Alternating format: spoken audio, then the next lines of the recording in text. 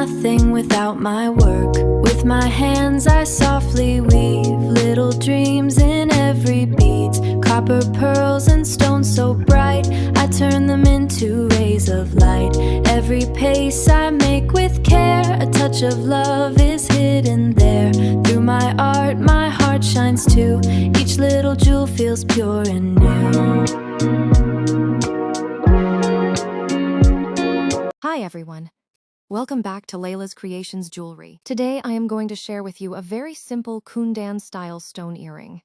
I hope you will like the design. For this project I used 20 gauge and 26 gauge brass wire, some eye-shaped rhinestones, Kundan rhinestones, faceted glass beads, and my regular wire wrapping tools. So let's watch the full process in the video, and if you have any queries, please let me know in the comment section. Always think positive and be creative. Have a nice day. Thank you.